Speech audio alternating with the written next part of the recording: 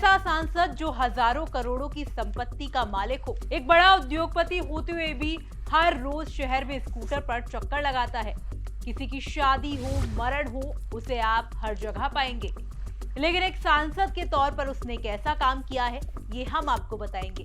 नमस्कार, मैं हूं आंचल और मैं हाजिर हूं हमारा खास शो सांसद का रिपोर्ट कार्ड लेकर। तो आज बात होगी एशिया का मैनचेस्टर कहे जाने वाले भीलवाड़ा की, जहां के सांसद हैं सुभाष चंद्र बहेड़िया। सुभाष बहेड़िया पेशे से सीए और टेक्सटाइल क्षेत्र के एक प्रसिद्ध उद्योगपति हैं, जिन्होंने भीलवाड़ा को कपड़ा केंद्र के रूप में विकसित करने में जबरदस्त योगदान दिया है। सुभाष बहेड़िया लंबे समय से संघ से जुड़े रहे।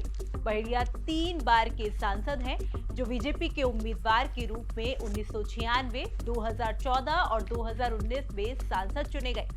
इसके अलावा 2003 में ही वो भीलवाड़ा से विधायक भी रहे। अब ये तो हो गई सुभाष बहेड़िया के व्यक्तिगत और राजनीतिक सफर की बात, लेकिन एक सांसद के तौर पर बहेड़िया का कामकाज कैसा रहा, वो भी जान लीजिए। पीआरएस इंडिया पर मिले डेटा के मुताबिक जून 2019 से लेकर 10 फरवरी 2024 तक संसद में सुभाष बहेड़िया की उपस्थिति 97% रही। सुभाष बहेड़िया ने संसद में कई बहसों में हिस्सा लिया। इनमें भीलवाड़ा से हवाई सेवा उपलब्ध कराने, भीलवाड़ा में कृषि, खनन और टेक्सटाइल क्षेत्र में विकास को लेकर तकनीकी शिक्षा के लिए रिसर्च सेंटर स्थापित करने, भीलवाड़ा के ईएसआईसी हॉस्पिटल को आदर्श हॉस्पिटल घोषित करने सहित कई बहसों में हिस्सा लिया।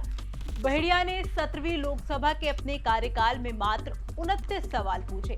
इनमें textile infrastructure, Vande Bharat train के रूट का विस्तार सहित कई सवाल किए। ये तो हो गई आंकड़ों की बात, लेकिन भीलवाड़ा के सांसद सुभाष बहेड़िया का अपने रिपोर्ट कार्ड को लेकर क्या कुछ कहना है, कितना अब तक उन्होंने अपने लोकसभा क्षेत्र के लिए काम किया है, वो भी सुन लीजिए। बहुत अच्छा कार्यकाल रहा और जो क्षेत्र में काम हुए हैं काफी अच्छे काम हुए हैं। जैसे मैंने पहले कार्यकाल में रेलवे लाइन को ब्रॉड गेज की स्वीकृति मिली थी, अभी के कार्यकाल में इलेक्ट्रिफिकेशन रेलवे में हो गया और अब वर्तमान बजट में दोहरीकरण की स्वीकृति भी अजमेर से चित्तौड़ तक हो गई। ये अपने आप में बहुत बड़े अचीवमेंट्स हैं।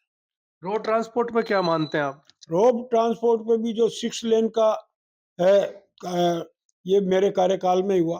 पहले 4 लेन था, 6 लेन की मेरे कार्यकाल में हुई। और जो अभी जितने भी यहाँ के जो 3-4 हाईवे, नेशनल हाईवे थे, जिनके बहुत हालत खराब थी, जैसे अपने उड़ियारा से ये गुलापरा होते हुए भीम, ब्यावर से मांडल और अपना भीलवाड़ा से लाजपुरा, भीलवाड़ा होते हुए यहाँ का राजसमंद, जब मैं बना था तब बहुत ज़्यादा खराब थी। अब बिल्कुल परफेक्ट रोड जो है, निरंतर काम होते हुए अभी अच्छा हो गया।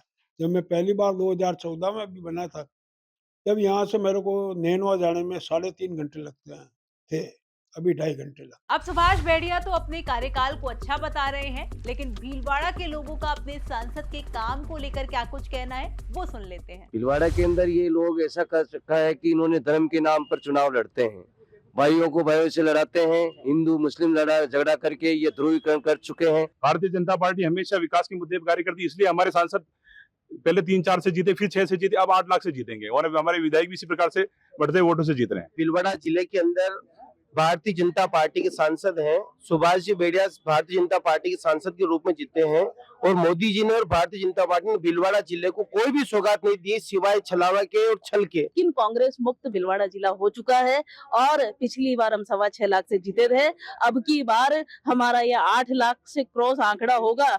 और महिला वोटर तो मुझे जहां तक लगता है कि 80% महिला वोटर जो है केवल और केवल भारतीय जनता पार्टी को वोट करेगी। अब सांसद के काम को कुछ लोग अच्छा बता रहे हैं, तो कुछ लोग काफी आलोचना कर रहे हैं।